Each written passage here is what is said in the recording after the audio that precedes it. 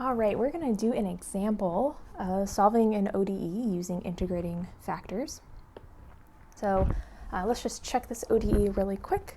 The dependent variable here is x. The independent variable is t.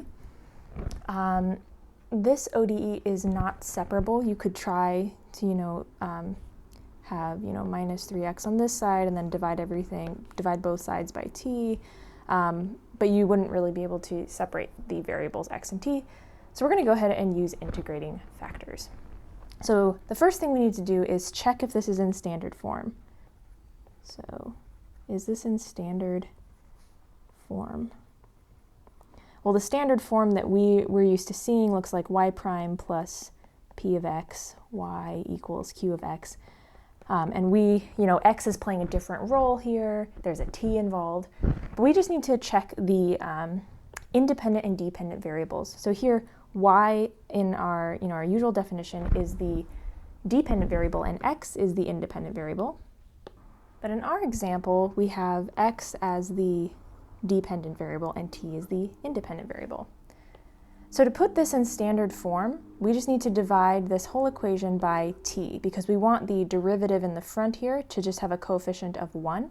Here it has a coefficient of t. So let's go ahead and divide through by t. So here now we have 3 over t times x equals, and then if I divide the right-hand side here by t, I get t to the negative 3 power e to the t. Okay. Now this equation is in standard form. We have the derivative in front here. We have some function of the independent variable times our dependent variable. And then we have a function of the independent variable only on the right-hand side. All right. So then we need to find our integrating factor. Integrating factor, which I called u of x, so here I'll call it u of t since t is our independent variable. And that's going to be e to the integral p of t dt. P of t in this case, so it would be the function of the independent variable in this position, and that's going to be 3 over t.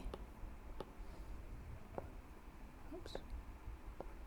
So I'll go ahead and plug that in here. E to the integral 3 over t dt. Now you can do all of the work with that integral there. I'm going to do this on the side just to make sure I don't make a mistake. So the integral of 3 over t dt, that's 3 times the integral of 1 over t dt. So I'm going to get 3 times the natural log absolute value of t. And if I want to get this natural log kind of on its own, I'm going to move that 3 to the exponent. So natural log t cubed. All right, and now this is what I'm going to, actually let me do that in a different color. This is what I'm going to put in this exponent up here. Okay. So this becomes e to the natural log absolute value of t cubed, and then I can cancel those out, and I just get that my integrating factor is t cubed. Okay. Then we go ahead and multiply both sides of the equation by our integrating factor. Multiply by integrating factor.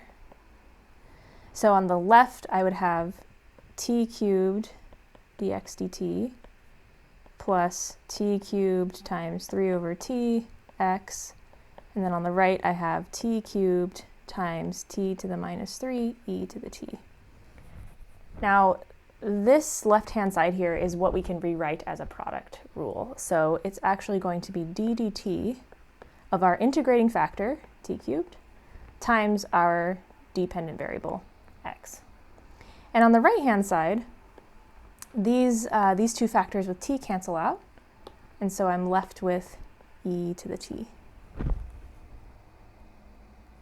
Finally, I can integrate, so I can integrate both sides.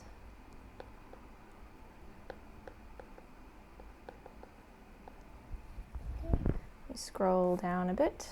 I can integrate both sides. So on the left here, I'm just left with t cubed x, and then I need to take the integral of e to the t dt on the right. Okay, so this is the left-hand side here. This is me integrating the right-hand side.